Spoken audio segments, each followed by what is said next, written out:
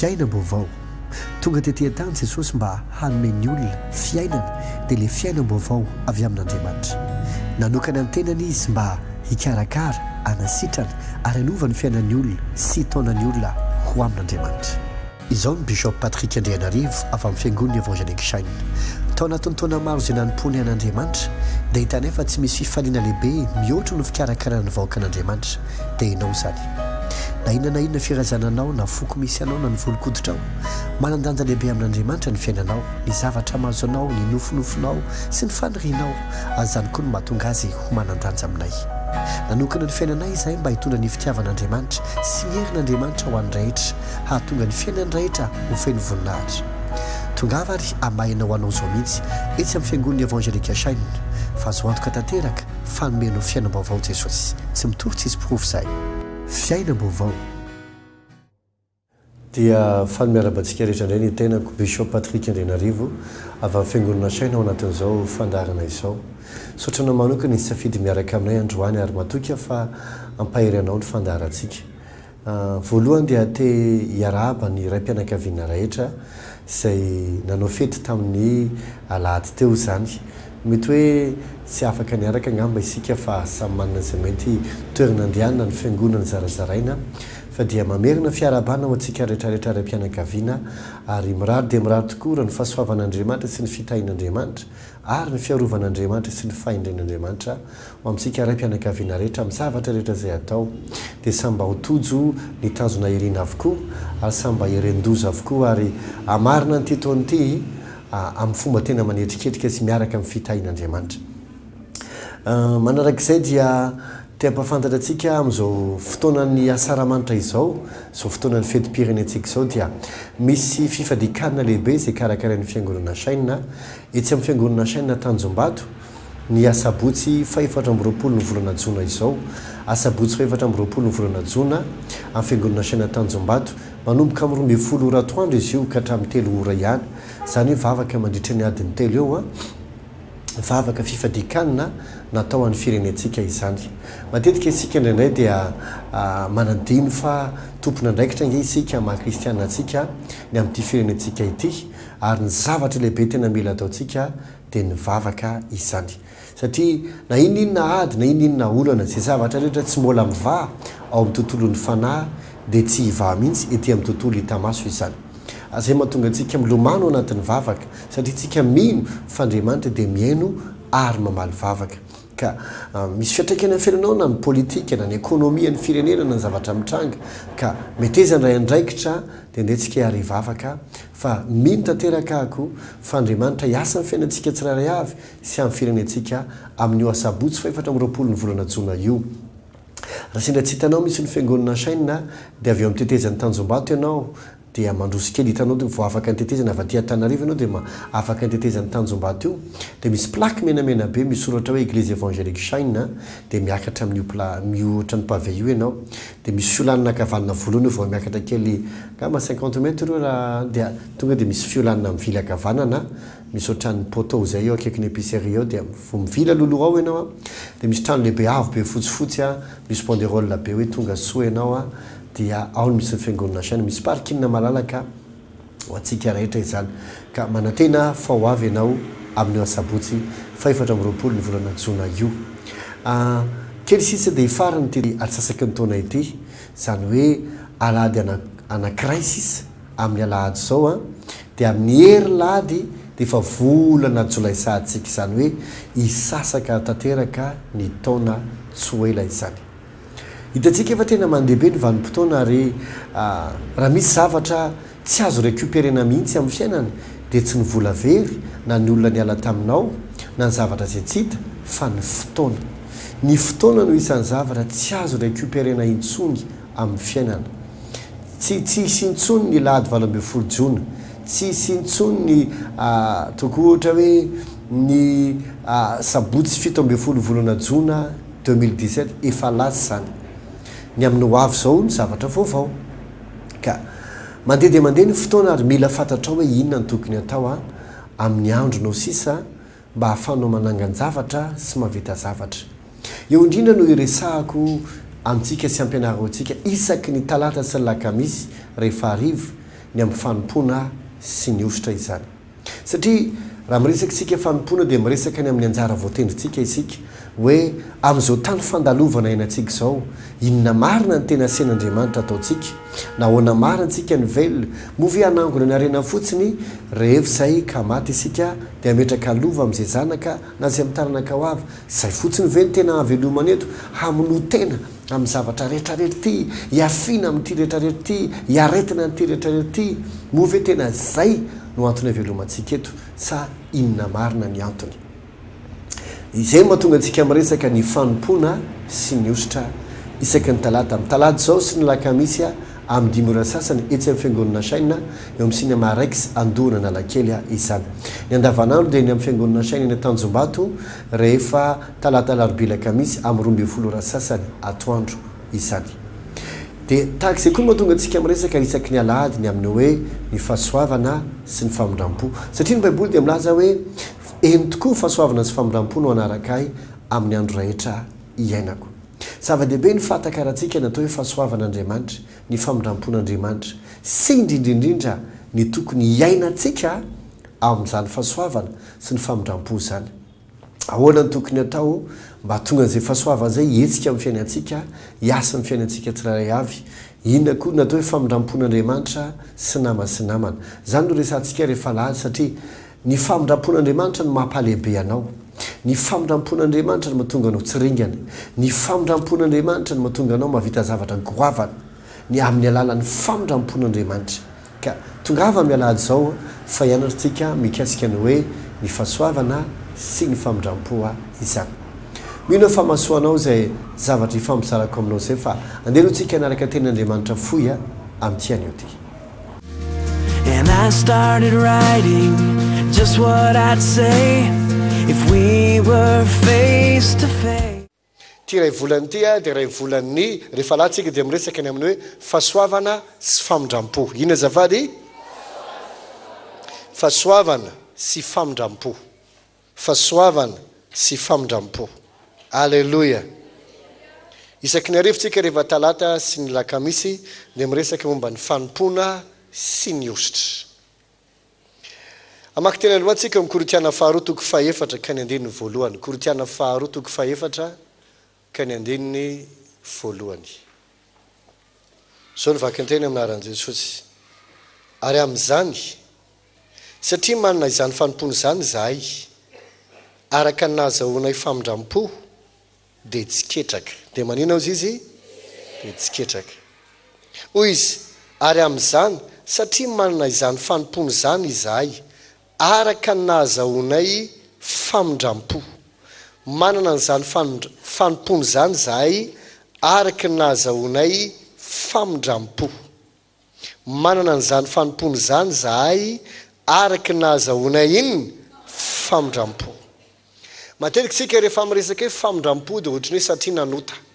Satria nisy tsy nety natao dia mila famindram-po. Ny famindram-po dia masahana zavatra maro amin'ny fiainantsika. Fa tsy resaka fotsiny hoe nanota ako ka mila famindram-po. Eto ny baiboly dia tena mampiseho mazava mihitsy hoe nomena famindram-potsika mba hanompo. Ahoana tsara zavady? Nomena famindram-po mba hanina zavady? Mba hanompo. Nomena famindram-po mba hanompo. Nahoana no hoe nomena famindram-po mba hanompo? Tena tiako azonareo ty toroteny ty androany. Ny antony dia satria taloha isika dia maty ny fahadisoantsika. Ny hoe maty ny fahadisoantsika dia zao, miantsara venao azavady. Tsy hoe satria ny zavatra nataonao dia vokatriny dia maty ny hadisoanao ianao. Fa isika rehetra hatrany ankibon-dadasiny eny araka ny volazan'ny ten'Andriamanitra dia nitorotoronina tamin'ny ota isika. Nateraka tamin'ny ota isika. Izany hoe nandova ota isika. Fony voateraka isika dia efa kontiny maty. Ino moa ny dikany amin'ny maty? Ny dikany amin'ny maty dia ny atao hoe fahafatesana dia fisarahana amina fiainana anankiray makamina fiainana anankiray. Raha miteny ny baiboly zany hoe maty ny fahadisoana isika dia dikany tianytenena dia zao tafasaraka tamin'Andriamanitra isika. Velona ihany isika maha olombelona antsika fa velona tsisy an'Andriamanitra, velona oloko ho azy, velona tsy manana fifandraisana amin'Andriamanitra, velona tafasaraka amin'Andriamanitra. somantsika ilay mpanahy etrehitra voateraka dia maty ahoana koa zany fa le fahafatesina resana eo dia fisarahana amin'Andriamanitra tsy manina n'Andriamanitra tsy fifandraisana amin'Andriamanitra oloko ho azy velona ho an'ny tena nandeha tamin'izay daniny kibo sy ny daniny senany sy ny daniny nofontsika isika tsisy Andriamanitra amin'Andriamanitra tsika dia kontiny maty zany hoe tafasaraka aminy fa saingy izao Andriamanitra manan-karena famindram-po manan-karena inona zavady dia nomeny fahasoavana isika hino ny tenin'Andriamanitra nomeny fahasoavana isika mba hino ny asa-pamonjena vitan'i Jesosy vokatrizay dia voavonjy isika raha marina koa dia hoe novelomina isika inona ny dikany hoe novelomina lasa tonga zanak'Andriamanitra dikany faharoa dia hoe lasa manana fihavanana amin'Andriamanitra tsy oloko ho azy itsony tsy velona ho an-tenany itsony tsy velona irery itsony fa efa tafakambana amin'Andriamanitra Kristy eo anatsika ary isika ho aminy amen sa tsy amen lasa tonga tenany Kristy itsika Andriamanitra afaka mitoetra ao anatsika ary isika mitoetra amin'Andriamanitra tonga anankiray amin'Andriamanitra isika tafakamana amin'Andriamanitra isika manana fiainana isika dia le fiainana izay tsy mety tapitra tsy mety loha le fiainana izay maharitra mandrakizay zay fiainana izay no ao anatsika mino izany ve ianao dikan'izay koa dia hoe nesorona ny ala tany amin'ny fahaverezana isika dia nafindra ho aty amin'ny fiainan'Andriamanitra ho aty amin'ny fanjakan'Andriamanitra zay ny antsoina hoe fahafatesana ho ia hoe ny fahafatesana dia fisarana tamin'Andriamanitra zao ny atsika zany maty tsy any amin'izao tontolo izao itsony fa efa novelomina indray aty amin'Andriamanitra zany hoe ato amin'Andriamanitra tsika izao no meexista tsy meexista any amin'ny fanjakany maizina itsony tsika tsy any amin'ny fanjakany devoly itsony tsika fa efa ao amin'ny fanjakan'Andriamanitra isika izao velona ho an'Andriamanitra raha mino izany ao dia manaova amen dia antaloha kikinao efa ao ianao sa tsy mbola ao efa ao amin'ny fanjakan'Andriamanitra ve ianao raha mbola tsy ao anao dia kontiny maty aty amin'ny fanjakan'Andriamanitra zany hoe tsy meexista aty ianao fa any fanjakany devoly no misy ianao any fanjakany maizina any fanjakany aretina sy ny fijaliana ny trosa sy ny fahantrano fa amin'ny fotoana mino Jesosy dia efa nafindan'Andriamanitra niala tandrenao zany hoe tsy meexista antsony ianao efa maty ihany ianao efa tsy antsony ianao zao fa efa nafindra aty amin'ny fanjakany mazava velona aty indray ianao zao velona ao amin'ny fanjakan'Andriamanitra velona ao amin'Andriamanitra velona ao amin'ilay fiainan'Andriamanitra raha izany ianao dia manaova amen Efesiana toko faharoa no vakitsika andiny voalohany ka hatramin'ny fahafolo Efesiana toko faharoa andiny voalohany ka hatramin'ny fahafolo hoy izy hoe ary anareo dia efa novelominy efa natao inona hony novelominy fo mbola maty ny fahadosoanareo sy ny fahotanareo dika izay maty ny fahadosoantsika sy notantsika isika araka ny teneniko teo aokinao tsy eritreritra hoe satria nanota dia maty ahy fa efa nandova le fahafatesana isika na dia mbola tsy nanota akory azy ianao dia efa nitorotoronina tamin'ny ota ny mahampanota ny olona tsy ny zavatra nataony fa ny natiora ny lovany tsy hoe satria nandaigna ilay olona dia mpanota izy non efa nandova ota izy zay no mahatonga azy mandainga ho azy minao fa azonao zavatra azavaiko izao ny vaky teny toy izy atsika izy teo zay nalehanareo fahiny araky ny fomba zao tolo zao araky ny mpanapaka ny fanjakana eny amin'ny rivotra dia ny fanahy izay miasa ankehitriny ao anatin'ny zanaky ny tsy fanarahana teo amin'ireo no nitondrantsika rehetra tena koa fahiny tamin'ny filan'ny nofontsika ka nanaovantsika ny daliny nofo sy ny saina ary araky ny toentsika dia zanaky ny fahatezerina toy ny sasany koa isika fa Andriamanitra izay manan-karena amin'ny famindram-po alleloia manan-karena amin'ino hoy ny Andriamanitra noho ny habe ny fitiavany izay nitiavany atsika na dia fonombola maty ny fahadosoana zay isika fony ohatrany ahoana antsika dia nahavelona antsika niaraka tamin'i Kristy fahasoavana na mijery anareo ary niarana tsangana isika ka niarana petrany any an-danitra ao amin'ny Kristy Jesosy lazao hoe amen mba asehony amin'ny androavy ny habeny areny fahasoavany amin'ny famoram-panahiny amintsika ao amin'ny Kristy lazao hoe amen famoram-panahiny amintsika ao amin'ny Kristy Jesosy fahasoavana na mijery anareo amin'ny finoana ary tsy avy aminareo zany fa fanomezana avy amin'Andriamanitra ary tsy avy amin'ny asa fandrao isirehare fasana isika voaforona atao amin'ny Kristy Jesosy mba hanao asa tsara zay namboarin'Andriamanitra raha teo mba andehanantsika eo aminy. Lazao hoe amen. Jereo tsara ombaiboly hoe maty ny fahadosoana isika fahiny. Fanomen'Andriamanitra fahasoavana isika araky ny habeny fitiavana dia novonjena isika, novelomina tao amin'i Jesosy.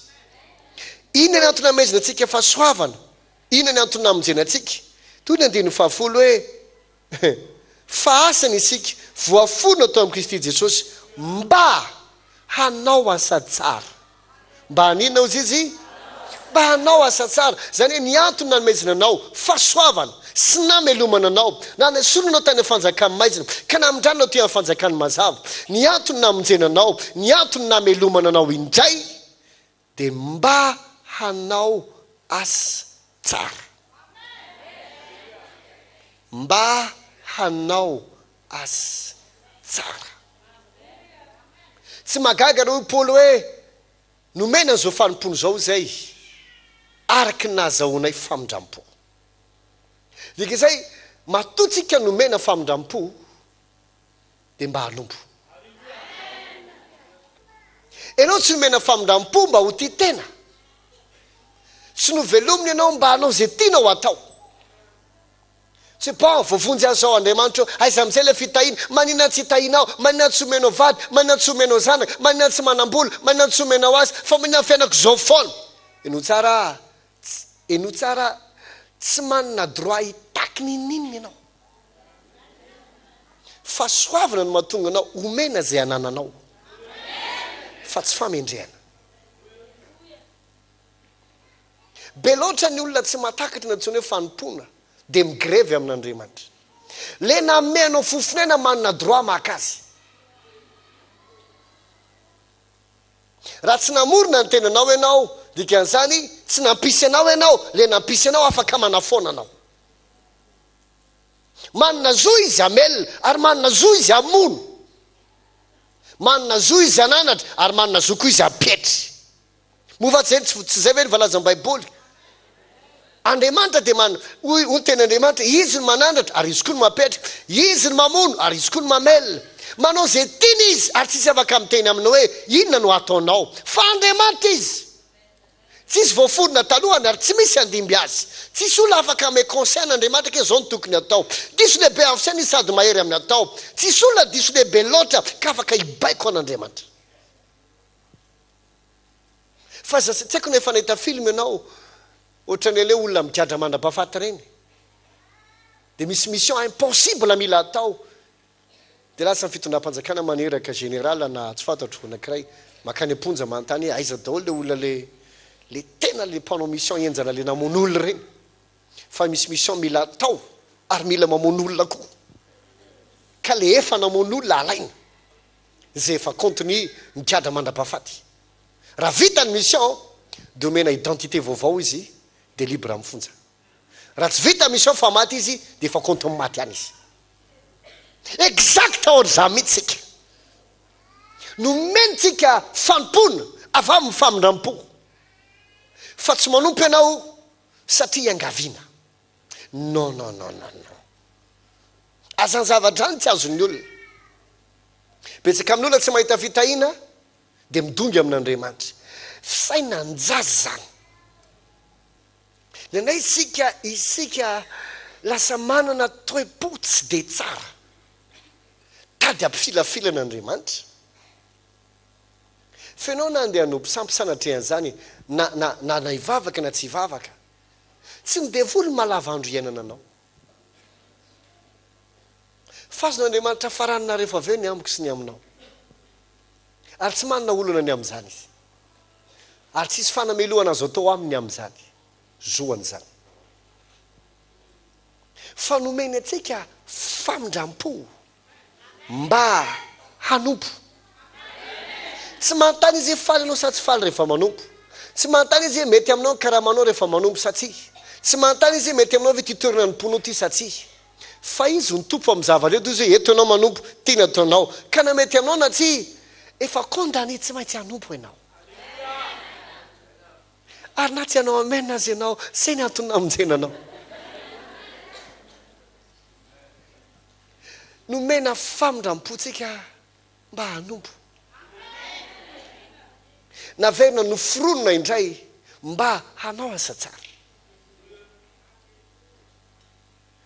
fa tsy novonjena isika mba hanangokarena ho atsika rery ka tsy rarana izaniza tsy zany no izy tia merina anao any amin'ny fototra amin'ny fiarahana amin'ny tompo ako mila tonga saina isika tena mila tonga saina isika fa zay ny antony namonjena atsika mety afaka miteny onakire zaranga tsy hanompo an'Andriamanitra ntsony zaranga ohatrany zaranga tsy vavaka ntsony za tsy hanompo an'Andriamanitra mamelahy teny aminao tsisy fatiantoka ho an'Andriamanitra zany Andriamanitra raha nakanao tsy nahazo tombony ary izy koa raha tsy manana anao tsy mahatiantoka ny tombony dia ho asoanao ary ny fahatiantoka koa dia ho anaso ho anao Andriamanitra tsy izy banga tokony ho fenona na misy tsy ampy tokony ho ampiana ka milasy anao izy mba hanampiana kely zay banga ho aminy ka milasy anao izy mba hahafany mahavita andrina tsy mahavita andry tsia ozy Andriamanitra afaka maka andredy vato reto ary mamoaka taranaka avy amin'izany fa famindram-po ny ena sy ny enao ahoana zavady famindram-po le izy famindram-po le izy afaka miady mivady ianao dia hiteny hoe za tsy hanompo ntsony fa Andriamanitra afaka miteny hoe tsy za le vadiny adivanao ka tsy ty amiko ianao ny tokony hiteny hoe za tsy hanompo impiry moa za sy ianao tsy niady mivady fa ianao mbola mitoy miasa ny ampiasana kizitina be anao tonga ny ampiasana fa ny asa tsy maintsy atao ary nafenitrosa be dabiaza ny antranonao rehefa mbola ny ampiasana ianao tsy maintsy miasa zay tsisy manontany zay trosanao na ohatrino na ohatrino exact ohatr'izay koa ao amin'Andriamanitra esory aminao le toe-tsaina hoe za hanompo satria mila an'izao za andeha hivavaka satria mila an'izao tsisy maharatsy an'le hoe mizavatra ilayntsika avy amin'Andriamanitra fa mila miverany amin'ny tena fototra isika fa matotsika novonjena dia mba hanompo mba hanina zavady mba hanompo alovakiko aminao ny teny Andriamanitra tsy sanatria manao toroteny mahery aminao fa tia merina anao fatongavatsena satria tady hitondra tena daladala ianao indraindray Korintana faharoa toko 5:7 sy ny 5:10 fa ny fitiavan'i Kristy no manery anay satria izao no hevitray maty ny anankiray amonjy ny olona rehetra ka dia maty koa izy rehetra ary maty amonjy ny olona rehetra izy dia izao notoyany mba tsy ho velona ho an'ny tena nintsony izay velona ahoana hoany azafady azonao averina ve azafady fa ho an'izay efa maty sy nitsangana amonjy azy ho an'iza hono ny antony havelomanao sy nitsangana mba haninona hamonjy anao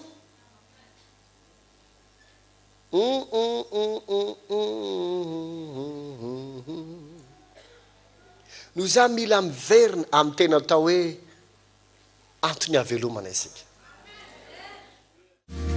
And I started writing just what I'd say if we were face to face. Matoky fanampahery anao ny ten'Andriamanitra foziny raha antsika teo ka ito mpamarana dia mamerina ny fanasana hoe amin'ny sabotsy 4 volana Jona izao dia anna fotoantsika fifadikanna izay ivavahantsika eo amin'ny firenena so amin'ny fiainanao manokana etsy amin'ny fiangonana saina Tanjombato izany ninina mety zavatra ilainao vavaka isasaky teny taona tahaka izany koa sady ivavaka isika ny firenena ifady hanina isika fa mino fa ikasika ny fiainanao Andriamanitra ary anova ny fiainanao Andriamanitra amin'ny sabotsy 4 volana Jona izao amin'ny 12 ora toandro ka hatramin'ny 3 ora tolakandro amin'ny alahady sika isan-kalahady miresaka ny fahasoavana sy ny famindram-pon'Andriamanitra ny famindram-pon'Andriamanitra no mampalehibe anao ny famindram-pon'Andriamanitra no mampalalaka ny alehanao ny famindram-pon'Andriamanitra no mahatonga ny tsy nety nataonao tsy hitsingerina amin'ny lohanao ny famindram-pon'Andriamanitra dia afaka manaraka anao amin'ny andro rehetra iananao tongava amin'izany etsy amin'ny fiangonana saina amin'ny raika sasiritsy andonala kely isan-kalahady rehefa amin'ny alahady izao fiangonana saina eny Tanjombato amin'ny enina sasany amin'ny 8 sasany sy amin'ny 10 sasany dia ny arivo amin'ny 2 sasany fiangonana saina amin'ny gymnase gouverna Korondrano amin'ny 8 sy amin'ny 10 ary ny arivo amin'ny 2 sasany zany rehetrany dia natao mba hasoanao sy tombon'ny fiainanao ho amin'ny voninahitra sy amin'ny fahasoavana. Matoky fanasoanao ny fandarantsika androany manao velomanao ny tenako Bishop Patrick Andrinarivo avy amin'ny fiangonana Chaîne. Toboa fahasoavana, filomatao.